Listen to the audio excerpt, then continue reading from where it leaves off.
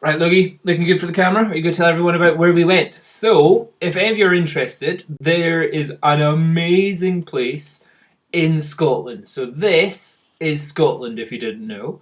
And in this video, you're about to see a place which, if I zoom in, you'll see there's Edinburgh, the capital of Scotland over there. And we're going just along the east coast of Scotland to a place down here to this secret little harbour down here, which you only know if you know it, because it's like main roads are there, then it's a tiny little road down to this place, but very cool. There's also this area which is a surfing area in Scotland. Pretty cold water, and that's the North Sea. But if you're into surfing, this area is known as Pease Bay. So anyway, we're going to go to this place called Cove in this video. Well done, Loogie. You can press stop. Brilliant. Perfect. Oh, Loogie.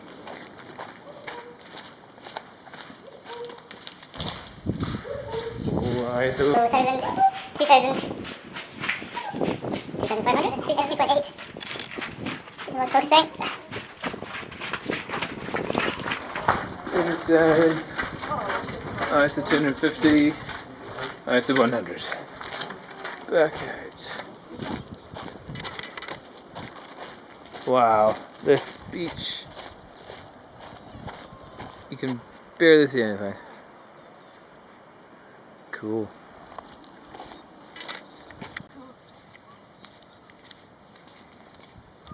Oh, it's cold.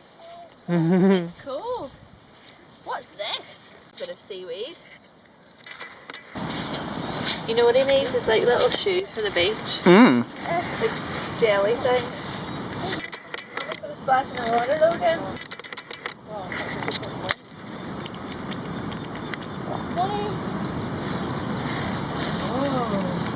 So here we are at the beach at a place called Cove in the east coast of Scotland. Logan's learning how to deal with sand and cold water. It's a nice little hidden beach where you come in from that tunnel up there, little fishing village. But the cool thing about this bit is the big rock over there. So let's go have a look at that. So, I'll try and climb up here. So here's the view from the wall. It's kind of nice. Got the waves coming in, and then you've got these super sharp, jaggy rocks there, which is like pretty intimidating. And this cool little fiddle kind of thing up there with even the bit behind. Just kind of cool photos of the mist. There's a blue sky right above, but it's still kind of misty, which is pretty cool. So cool. Here comes my child, now escaping my wife. Off to come see his daddy. Oh, way over here. He's shouting up, up. He wants to come up here. Hello, Logie! Hello! Good boy. Let's go out there. So yeah, if you're ever coming to the east coast of Scotland, this is a cool secret, it's kind of a little secret little place to come along. There's also a little cave in there, which I'll get a photo of in a while, but it's a real cool old-fashioned little fisher's village with their stuff there, and then just Game of Thrones style scary rocks. Pretty cool. And then don't know how those people live there. Pretty cool. Yeah. So this is what it's like inside that little cave, and as you can see, look at the exposure difference. So from here to outside, kapow! There's the big rock out there. So this is definitely an HDR required photo, or let's just see how much we can push a single RAW file. But anyway, kind of cool. So that was the video footage which I got with the Nikon D500 on the day. I'm now going to show you some of the photos which I took at the same time as well. So it was just such an amazing day. I'll just try and get the images as big as possible. It wasn't too hot. No, actually that's a lie. Okay, it was a little bit cold. Probably the best way to describe it. And the mist was unbelievable. You could barely see anything. So here is the sign saying this is Cove, gives you all the details. And on the Nikon D500, lots of great detail. But look, it was just, you couldn't see anything beyond that. That's pretty much a cliff. That's a cliff right there, and it's just straight down to the sea. It's absolutely nuts. So there's Kim and Logan waiting to go down. So you go through this gate. There's a guy with the dog that just went in front of us as well. All the photos were with the 16 to 80 millimeter lens, so I get some nice shallow depth of field if I try. But I just think this is so cool. You can see there was blue sky up at the top, and the JPEG images that I got out of this are so delightful to play with. You know, I did shoot RAW, or at the moment I was just using DNG, but look at this place, right? If I try, bring that down a little bit, contrast up, saturation up, like you can, just, that guy is maybe 50 meters in front of us. You can barely see him. And just there, if you fall down there, you're going to be falling down quite a long way. So it's just like you're walking into mist. You're walking into Narnia. I just thought that was so cool. Okay, maybe that bit's not the cliff, maybe the cliff is down there, but either way, if you fall and you keep on falling, it's not so good. When we finally, so after the bit where we went through the tunnel, we got down to the beach. Logan had his lunch, and so yeah, Logan at the moment, sand in his feet, not happy about that.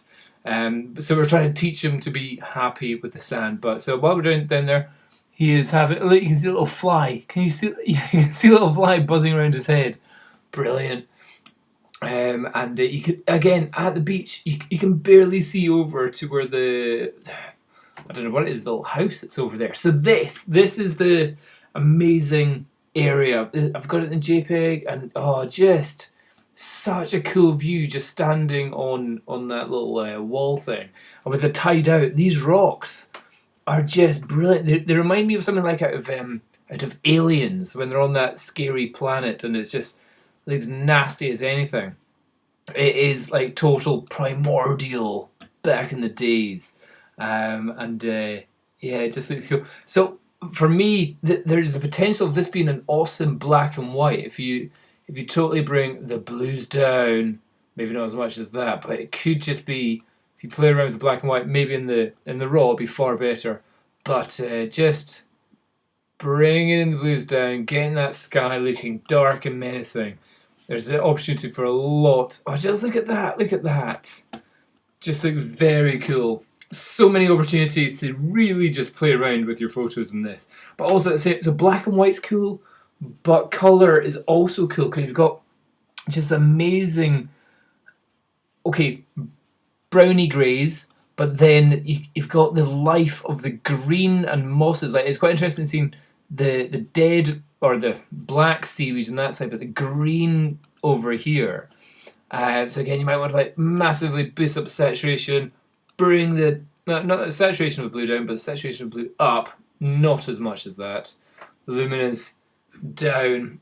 Just so potential. It's just like you literally could go here for one day and do a week of editing, multiple edits, black and white, not black and white, playing around just with everything, just seeing how it works to really get the best out of your shots. Again, shoot RAW, that would be the best. You know, long, like white, like this. See, this was actually of a much larger image, but I just think maybe the crop in to about there. Let's see, just so good. Again, with your 20 megapixel image, you've got so much detail to play around with. Again, I'm looking at this on a 27 inch max. So then, yeah, after a while, the sun disappeared. Or no, not the sun. The mist calmed down a little bit, and this place just is screaming out for contrast and vibrancy and clarity. Just pump those up, and it's amazing. You get to see amazing colours in the water, the great reflection of the reds in the water, along with the green of the seaweed there, with the darker blues coming into the deeper water. It's just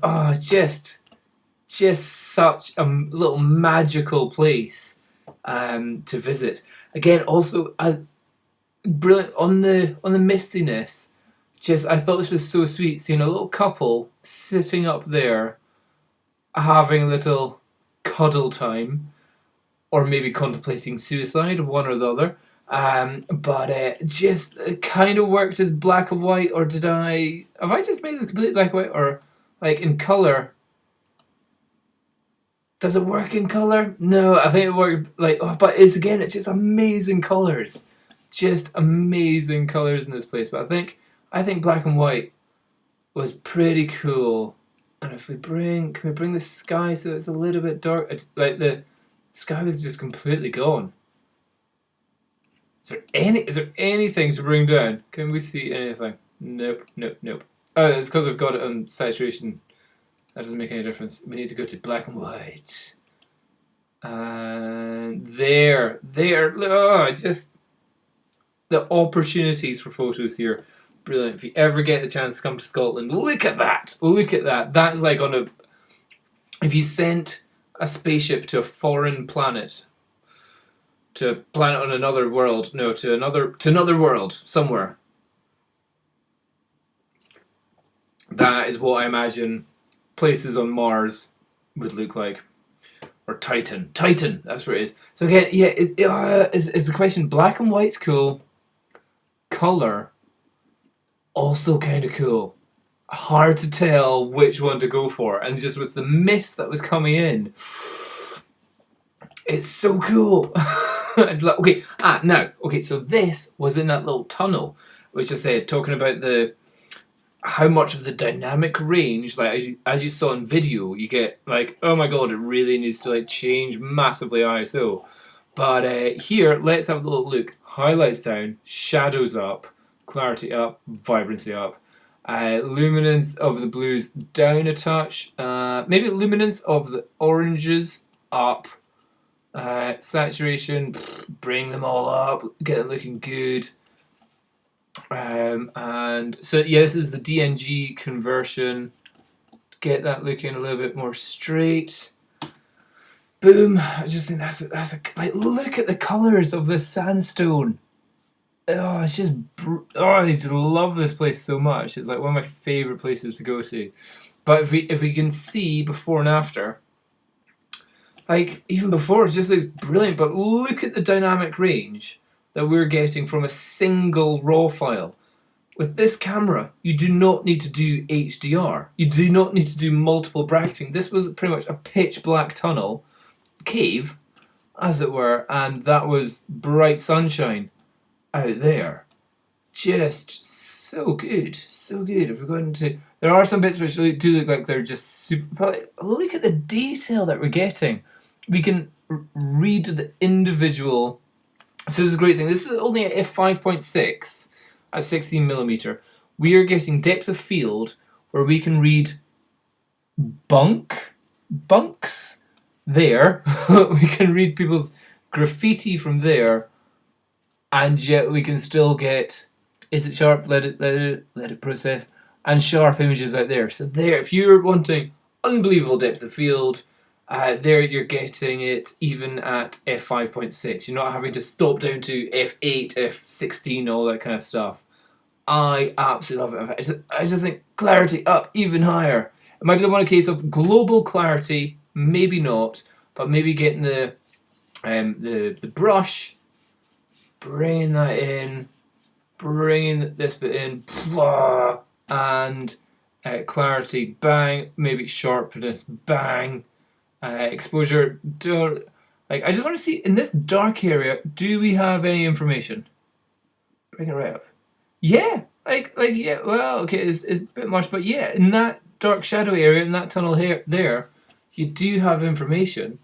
I don't want to bring up too much because that just looks super fake, or it looks like I've used. It almost looks like I've used flash inside the actual cave. But yeah, in terms of the dynamic range that we're getting with the Nikon D500, just brilliant, just brilliant. So that there you go, and that's the JPEG. So how much we can edit the raw file to that, and the JPEG. The JPEG now looks really dull, really dull and boring. So yeah, and then here's outside. Right, okay. So how do I edit this photo? Look at this. It just looks a bit dull and boring. I'm gonna give this a quick edit. So it's calling for more of a panoramic shot. Don't need the bottom bit too much. Do we need to see all the way to there? No. Okay, so let's crop that in. Let's go bang clarity, bang vibrancy, highlights down, shadows up, little bit more brightness, contrast, luminance, blue down, green. What are we going? Is green better? Going luminance up. Is that affecting anything? Or green luminance down? Oh, that's barely affecting anything. White balance. Do we warm it up? Nah, that fades it. Bring it down. That's way too much. Let's find a middle ground. Let's go to about 5,100. That's kind of good. How am I feeling about that? Come on, sharpen up. Sharpened. Sharpened good. That image is not quite doing it for me. Even if I put contrast up like super high. Whites up a bit. Darks there. Nah, that's not doing it. So then, great, get a shot with Logie up there. Oh, look at him. Look at that. Look at him. That's the JPEG. That is the JPEG. Oh no, I put shadows up. Shadows down because I thought his face was a little bit in shadow. Bring the shadows up. Looks awesome. Down at the beach. Him all by himself. I was actually just off camera there. But again, you've got some pensioners possibly going to jump. Pier jumping, that's a thing that happens here as well. Oh, it looks like that might be either a spot on the lens or a dust mark on the camera, but then it seems to have disappeared in the shot. I just think, look at that. Look. Hold on, do I have another one? That image. I love this so much. This is a JPEG again, just with simple basic, but just look, you're going to like proper old-fashioned little stone huts. You're walking down to where you can see all the lobster trails, lobster things. On a sunny day, nobody like you see. There's nobody else in this photo. Yeah, cool, crazy rock formations out there. Beautiful green, beautiful blue, beautiful reds.